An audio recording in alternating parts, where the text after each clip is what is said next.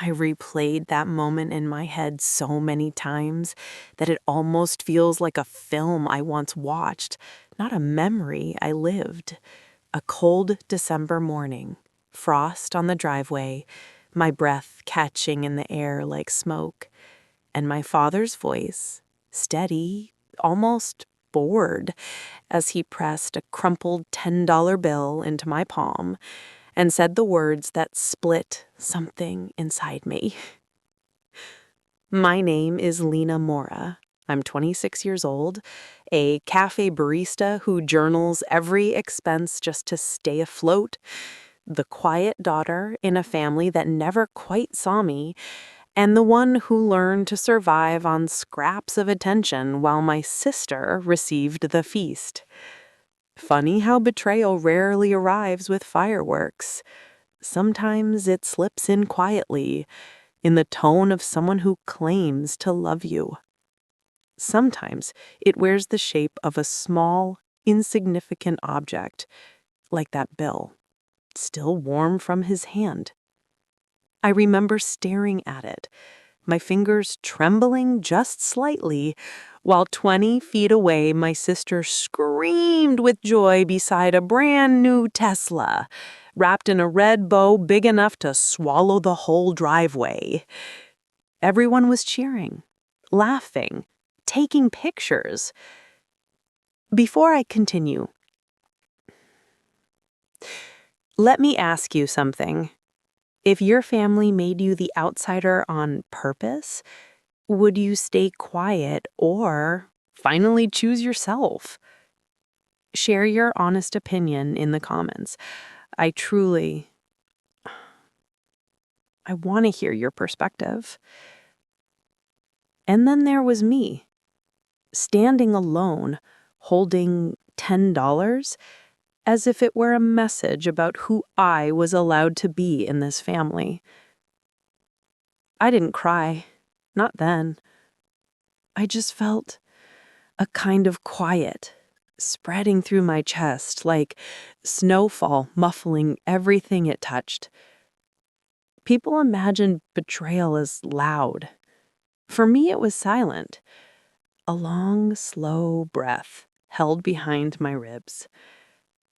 I was 26, a barista, someone who stretched tips into groceries and journaled every expense just to stay afloat and financially. I didn't expect a Tesla or anything extravagant, but I expected something human, a little warmth, a little care, a little acknowledgement that I existed in the same family as everyone else. Instead, I stood there feeling like an extra in a movie about someone else's perfect life. And then, as if the universe wanted to underline the insult, my mother walked past me, brushing invisible dust off my shoulder like I was clutter. She whispered, "Don't look so dramatic, it's Christmas." That was the moment something shifted. Not anger, not resentment, just clarity. Because for the first time in my life, I finally saw the truth. I had been treated as an afterthought for so long that my parents believed I wouldn't question it, that I would always swallow the imbalance, the favoritism, the unspoken hierarchy of worth they built. They believed wrong. I didn't know it yet, but the path to justice had already begun. Not through rage, not through confrontation, but through curiosity. The simple decision to finally ask why. And that question would unravel everything. Here at Revenge Bible, we explore real psychological stories of betrayal and justice. Don't forget to like, share, and subscribe so you never miss our next emotional reckoning. In the quiet moments of my life, the ones between pretending everything was fine and trying not to fall apart, there was always a heaviness I couldn't name, It clung to me like a second skin. Maybe that's why the past still feels so close, like it never stopped breathing down my neck. Maybe that's why telling this part hurts more than I expected. There are certain parts of our lives we learn to carry quietly, like folded letters tucked into the back of a drawer. Not forgotten, just softened by time. My childhood was like that, an archive of small moments that shaped me, even when I didn't realize it. And before the Tesla, before the $10 bill, before the unraveling that followed, there was a version of me who still believed my family saw me in even the smallest ways. Growing up, I learned early how to make myself useful. I wasn't the star of the family. That role belonged to my sister long before either of us understood what favoritism was. She was the one our parents photographed, the one they praised, the one they bragged about to neighbors as if they were a reflection of their own success.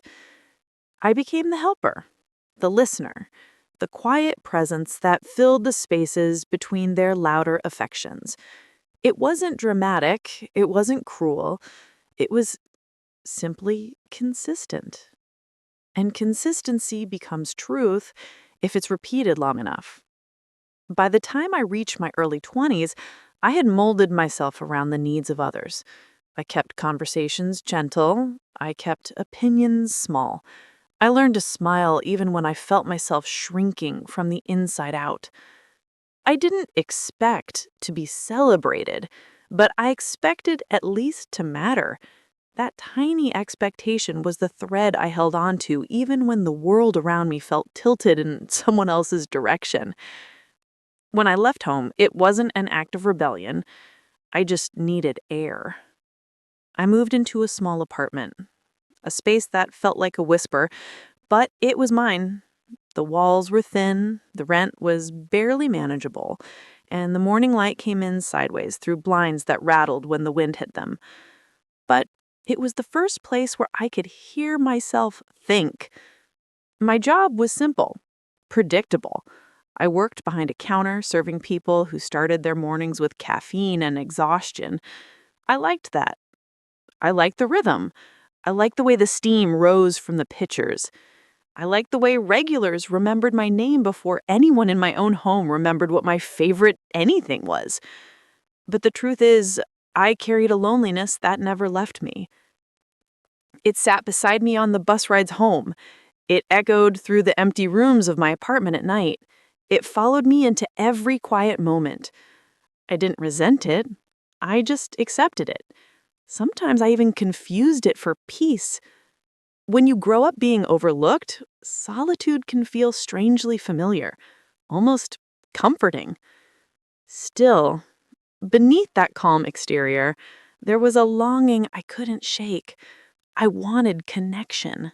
I wanted someone to look at me the way my parents looked at my sister, like I was something worth investing in. I didn't need grandeur. I just wanted to be chosen. There were nights I told myself I was too sensitive, that maybe I misread things, that maybe I asked for too much. It took years for me to understand that asking to be valued is not a burden. It's the minimum. But back then I didn't know. I thought strength meant silence. I thought patience meant love. I thought endurance meant loyalty. I spent holidays trying to bridge gaps that weren't mine to fix. I bought gifts I couldn't afford. I remembered birthdays even when mine was forgotten. I showed up, over and over, because some part of me hoped that consistency would earn me the affection I kept giving away. It never did. But I stayed anyway, because leaving emotionally is harder than leaving physically. There were rare moments when I believed things were changing. A soft apology from my mother, a rare compliment from my father, a quiet evening where my sister didn't dominate the conversation. Those moments were fleeting, but I held on to them like proof that I wasn't invisible. I built hope out of crumbs because crumbs were all I'd ever been offered. If I sound emotional telling this, it's because I am. Not for what happened later, but for who I was before it happened. I look back at the girl that I used to be, always trying, always stretching herself thin, and my heart aches for her. She didn't know she deserved more. She didn't know silence wasn't strength. She didn't know love shouldn't hurt in quiet ways. And maybe that's why the betrayal that came next not just wounded me, but it awakened me. It forced me to see the imbalance I had normalized. It pulled back a curtain I had been too afraid to lift. It exposed the truth I had buried under years of making excuses for people who never once tried to understand me. But before any of that happened, before the unraveling began, there was simply me, doing my best, believing the best, hoping for the best. A version of myself built on endurance, shaped by longing, softened by loneliness, and held together by threads I didn't realize were fraying.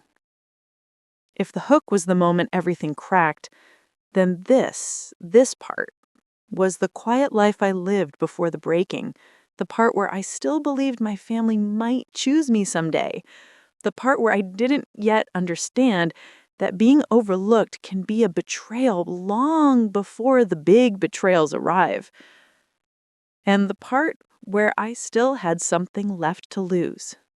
I used to think that Christmas morning had a sound, not the jingling movie-style kind, something quieter, like fabric brushing against carpet or whispered laughter drifting from the living room.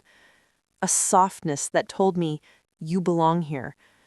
For 25 years, that sound wrapped itself around me like a familiar blanket. But that year, the year everything changed, it went silent long before I opened my eyes. When I walked into the living room, my parents and my sister Brielle were already gathered around the tree. The lights blinked softly against the ornaments, and the smell of cinnamon rolls filled the air. It should have been comforting. Instead, I felt like I had walked into someone else's celebration. My mom glanced at me only briefly before turning back to Brielle. She asked her, "Ready, sweetheart?" Her voice warm and proud in a way I hadn't heard directed at me in years.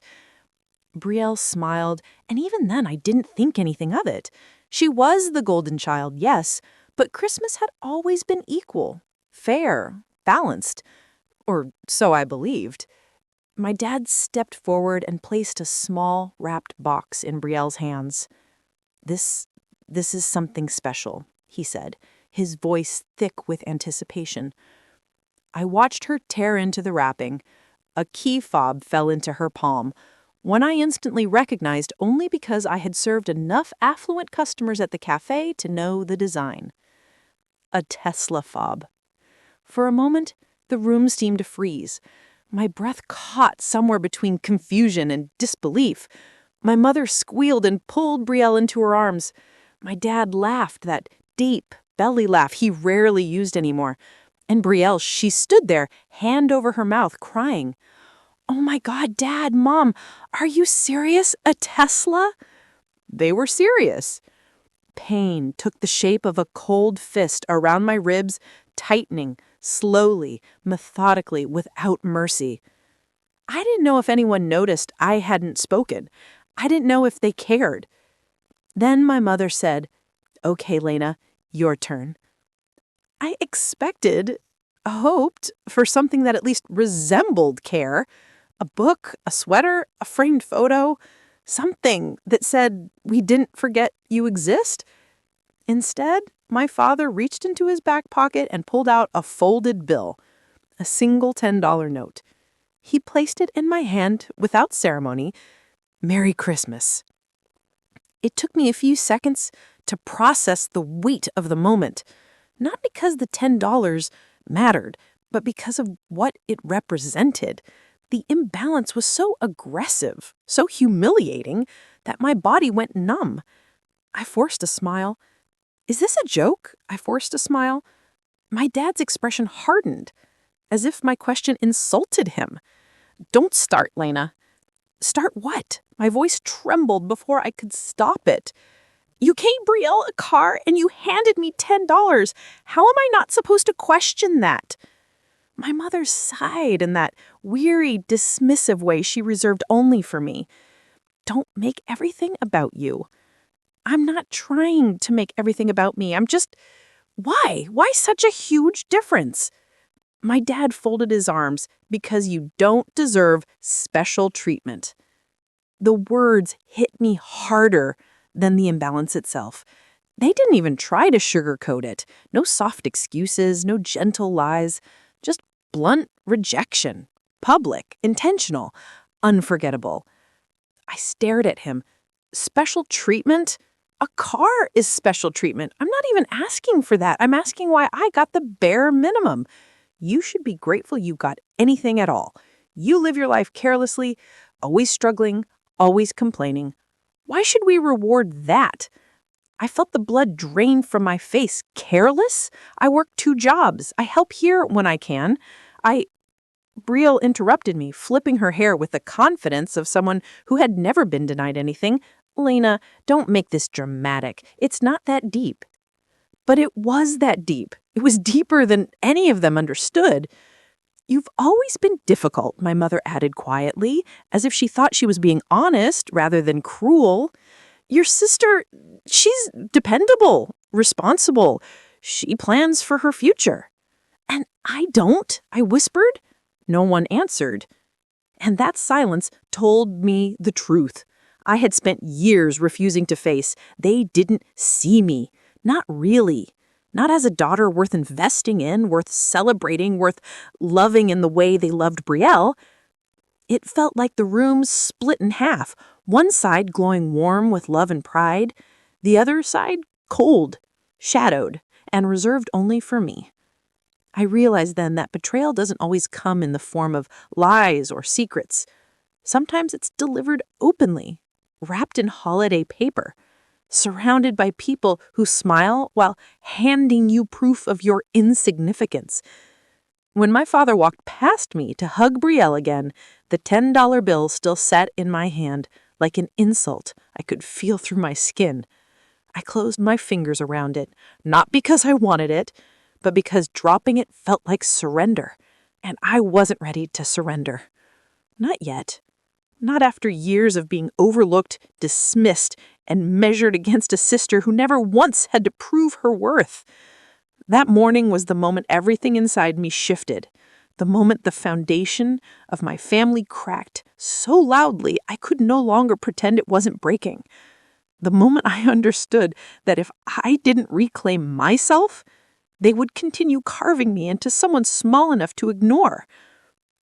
I walked out of the room without saying another word. And for the first time in my life, they didn't follow. After that morning, the house felt different, as if the walls themselves had turned against me. I moved through the rooms like a ghost, observing the laughter, the shiny car, the red bow still glowing under the tree, and feeling a distance I hadn't noticed before. At first, I told myself it was just anger, that it would pass, but something deep inside whispered that this wasn't anger. This was a truth I had refused to see. The first clue came quietly, in the little things. My father's offhand comments while I helped set the table. How he would say, "Brielle always does the right thing," and then look at me with that familiar half-smile, the one that carried judgment instead of warmth.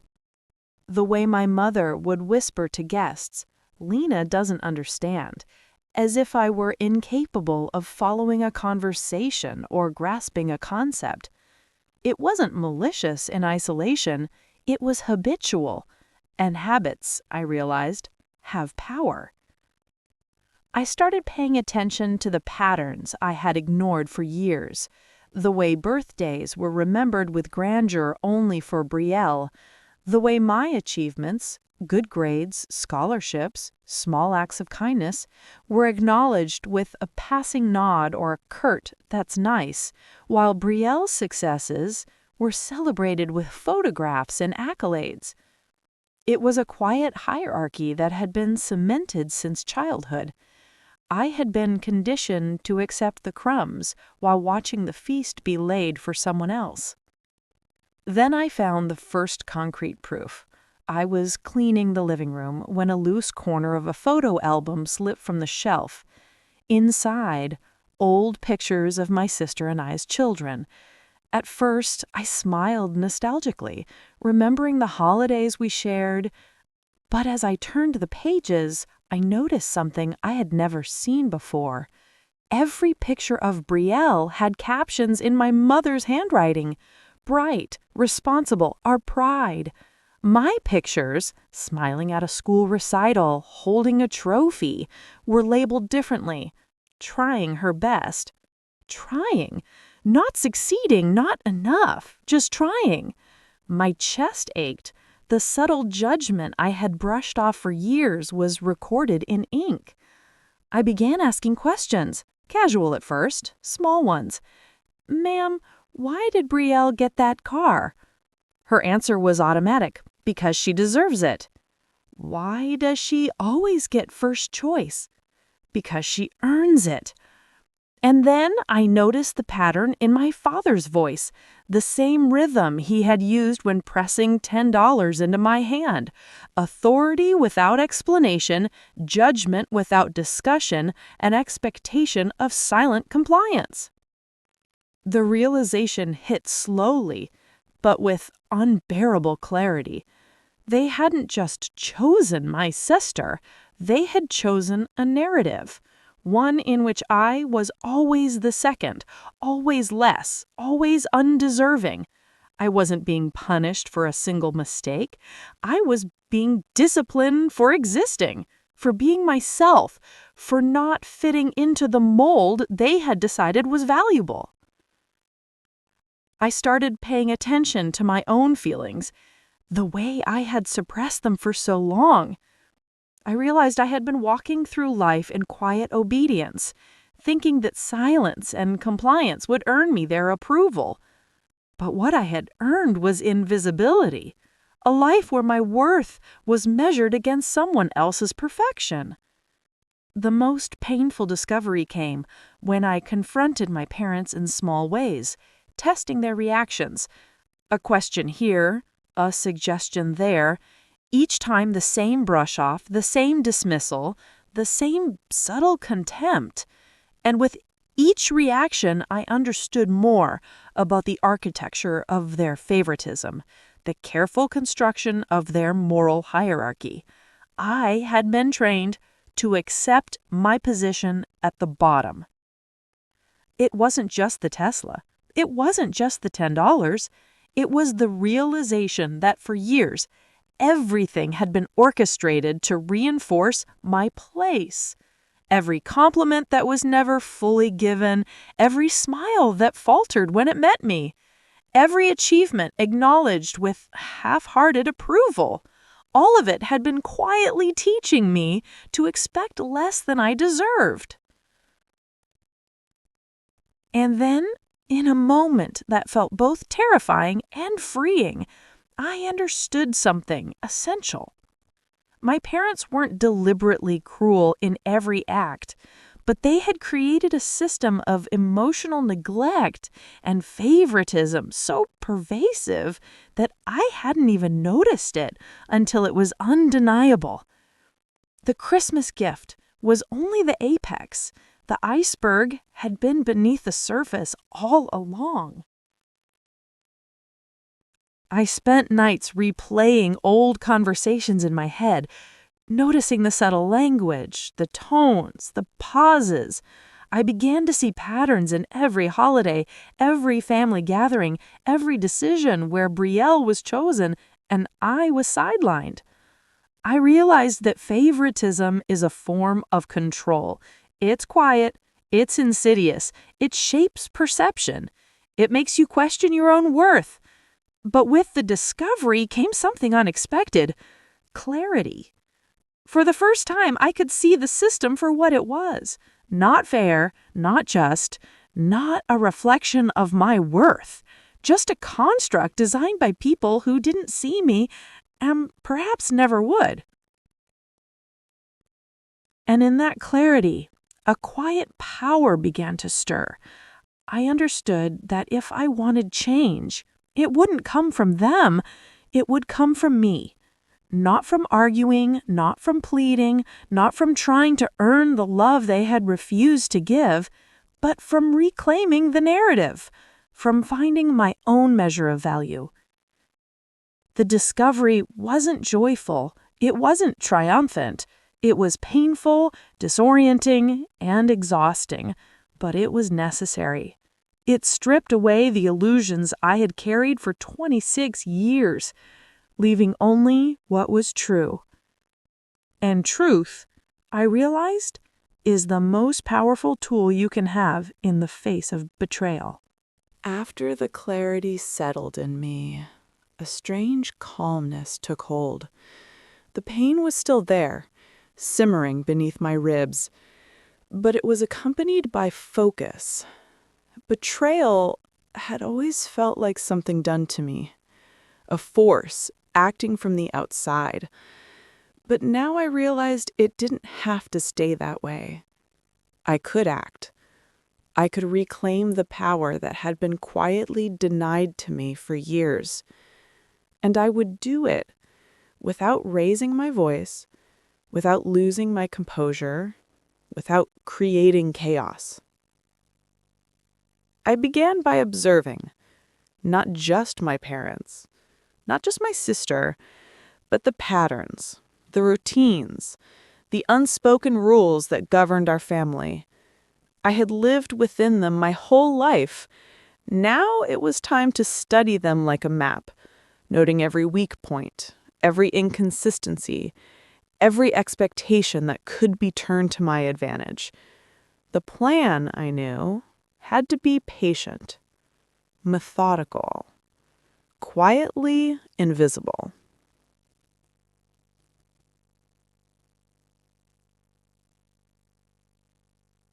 Step one was gathering information. I returned to old family albums, journals, even the digital records that my parents kept on shared drives. Birthdays, holidays, presents, everything was logged somewhere. I noticed patterns. Brielle always got the most expensive gifts, the most attention, the most praise. I also noticed that money was often unevenly allocated, justified with phrases like, "You don't need this," or "Your sister is responsible for this expense." These weren't random acts. They were systemic, deliberate, and most importantly, predictable.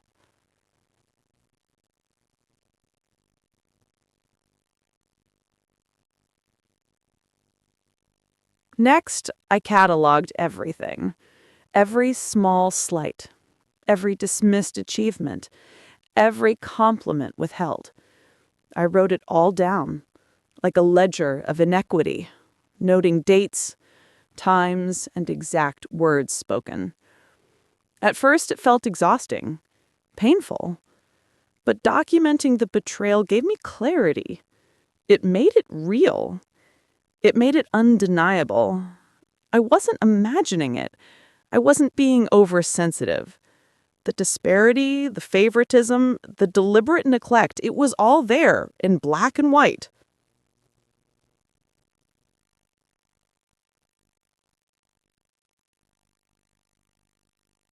Step 2 involved allies. I couldn't let this remain a private discovery. I needed perspective. I spoke to people I trusted outside the family, old friends, distant relatives, even a former teacher who had always encouraged me. I shared the ledger with them, explaining the pattern, and asked for honest feedback. Their reactions confirmed what I had feared. The imbalance was extreme, unfair, and emotionally manipulative. They didn't advise confrontation. They suggested patience and strategy. That advice became my guiding principle.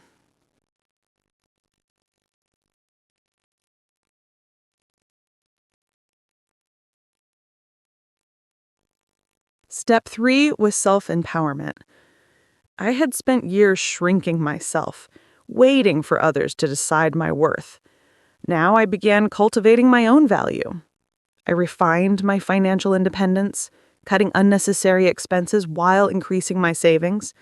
I updated my professional profile, applied for certifications, and quietly strengthened my reputation outside the family. Every small action reminded me that I could define my own success, that my worth was not tied to their approval.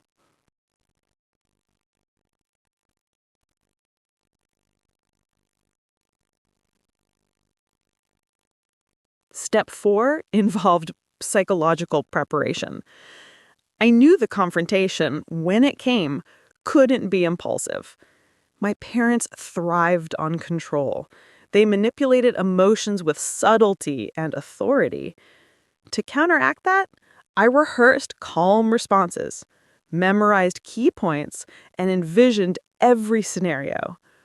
I reminded myself repeatedly, anger would be a weapon for them. Composure would be my weapon. The plan required me to stay emotionally detached while strategically delivering the truth they had denied me. I needed them to confront the truth without it feeling like an attack. Emotional precision became my mantra. Parallel to this, I nurtured my own emotional resilience. I journaled nightly, exploring the pain, anger, and humiliation I felt, transforming them into reflections rather than complaints. Meditation helped me center myself so that when the day came, I could move forward without hesitation. This internal work was critical. If I allowed bitterness to cloud my strategy, I would fail. Revenge, I realized, wasn't about cruelty.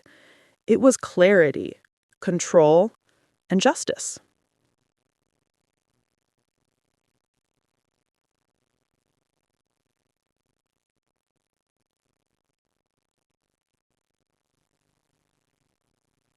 By the time the holidays arrived again, I was ready. I had my ledger of inequity. I had documented evidence. I had rehearsed delivery. I had strengthened my financial independence. I had cultivated patience, composure, and emotional resilience. And above all, I had transformed the hurt, humiliation, and betrayal into fuel, a quiet, steady energy that would carry me through the confrontation with precision.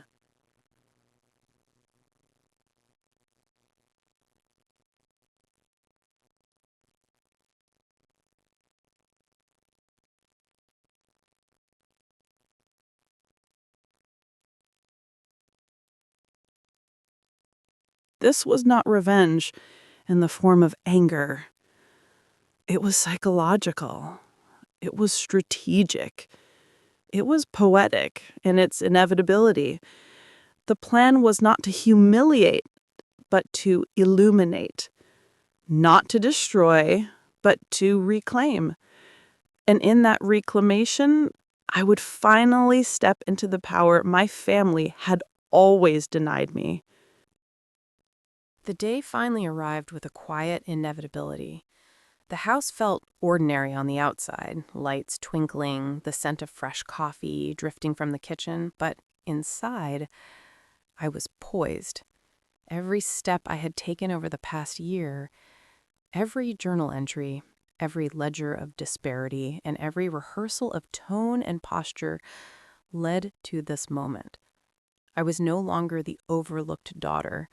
I was a woman ready to claim her truth. I asked my parents and Brielle to gather in the living room, framing the moment as a casual discussion about family plans.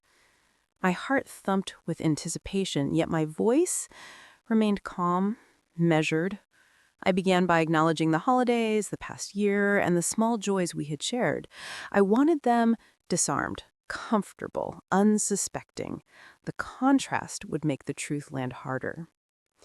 Then I placed a small stack of documents on the coffee table, the evidence I had meticulously collected. Receipts, old family albums, photographs, and notations highlighting the discrepancies over years. Gifts, praise, financial support, recognition. Each piece had a purpose, each detail undeniable. I cleared my throat, keeping my tone neutral. I want to talk about something that's been a part of our family for a long time, something I've tried to ignore but can no longer. It's about fairness, recognition, and respect. My father's brows knitted together. My mother tilted her head, curiosity mingling with impatience. Brielle's lips pressed into a thin line, her confidence slightly unsettled. I began slowly, calmly, presenting examples from my ledger, the birthdays that were celebrated unevenly, the achievements that were acknowledged selectively, the Christmas gifts that symbolized a hierarchy I could no longer accept silently. I kept my voice steady, letting the evidence speak as loudly as my words. Here, I said, holding up the photo of that Christmas, the Tesla in Brielle's hands, the $10 bill in mine, here is an image of favoritism made visible. This is not a mistake, not a lapse. This is a pattern, one that has been repeated for years. My parents shifted in their seats, their composure beginning to crack. My father opened his mouth, then closed it. My mother's fingers fidgeted. Brielle looked down. The air between us was heavy, thick, charged. I let the silence stretch, then continued. I have spent years trying to understand my place here, trying to earn affection, recognition, approval. I believed that silence, patience, and effort would eventually change things, but they didn't. They never did. And that is the betrayal. The truth is I've been systematically overlooked, measured, and dismissed, not for what I've done, but for who I am. I saw the first flicker of acknowledgement in their eyes. Not apology, not guilt, but recognition, the kind that comes when a system you've relied on to maintain control is exposed. My calm and methodical approach allowed them no escape. They could not laugh it off, deny it, or deflect. Every piece of evidence was precise, undeniable. Then I shifted focus, turning to my own achievements. I laid out the certifications I had earned, the work I had completed, the financial stability I had cultivated, and the independence I had built, not to boast, but to demonstrate that my worth had always existed, regardless of their recognition. This wasn't a confrontation filled with anger. It was illumination. "You taught me I didn't deserve special treatment," I said quietly, letting the words hang. "I've learned that. But I've also learned that my value is not determined by your recognition. And now I control what I deserve and how I am seen. I am no longer the child overlooked, dismissed, or minimized." My father's jaw tightened. My mother exhaled slowly. Brielle's confident posture faltered. The power dynamic had shifted. The room, once ruled by subtle favoritism and hierarchy, now belonged to me. I let the weight of my voice, the calm precision of my narrative, and the irrefutable evidence settle. I did not shout. I did not demand apology. I simply presented the truth steadily, intentionally. Their silence amplified the revelation. Finally, I placed the last item on the table, a simple ledger of my own making, documenting how I had built my life, my career, my financial stability without their validation, without their favoritism. This was the culmination of my strategy, proof that their hierarchy had no power over my real-world achievements. The room remained still. My parents could only meet my eyes now. There was no excuse, no defense. My sister's usual arrogance was replaced by quiet shame. I felt a satisfaction that was neither vengeful nor bitter. It was the satisfaction of reclamation, The justice of having my reality acknowledged silently and unassailably. I concluded gently, almost tenderly. I'm sharing this not to punish, but to show what has been overlooked, and to make it clear that I no longer need your validation. I can create my own recognition, my own respect, my own space in this world. I gathered my documents and put them away. There was no dramatic exit, no slammed doors, just the quiet knowledge that the balance had shifted, that the family hierarchy, once unchallenged, had been exposed, that the power I had been denied for so long had been reclaimed, not with rage, but with precision, clarity, and integrity. As I stood there, I felt something settle in my chest. The weight of years of dismissal lifted, replaced by a calm sense of justice. The betrayal still stung, but it no longer had the power to define me. My parents' choices would no longer determine my worth. My sister's ease would no longer diminish me. And in that quiet victory, I felt peace. Not fleeting, not fragile, but earned. Betrayal has a way of making the world feel smaller, as if every path forward has been blocked, every voice silenced, every hope questioned. I won't lie, after that Christmas, after the revelation, I felt the weight of insignificance pressing down on me. But I also learned an essential truth. Betrayal is not the end. The narrative someone else tries to impose on your life does not have to define your story. You're not a character in their script. You are the author of your own journey. I discovered that betrayal, carefully executed, is not about cruelty. It is about reclaiming your power. It is about turning humiliation into clarity, invisibility into presence, and hurt into strategy. When I confronted my family with truth and precision, I wasn't just exposing their favoritism. I was reclaiming my right to exist fully, without apology or permission. Every detail I documented, every pause I rehearsed, every calm word spoken was a step toward that power. And in doing so, I realized that the greatest revenge is not pain inflicted on others. It is your own transformation. From that point on, I began living differently. I no longer waited for validation from those who refused to give it. I invested in myself, in my career, in my independence. I nurtured relationships with people who saw me fully, who celebrated my successes without comparison or judgment. And slowly, I felt the tension of years of invisibility dissolve. The quiet power I had cultivated became the force that carried me forward. The experience taught me to measure success not by others' approval, but my own growth, my own resilience, and my own dignity.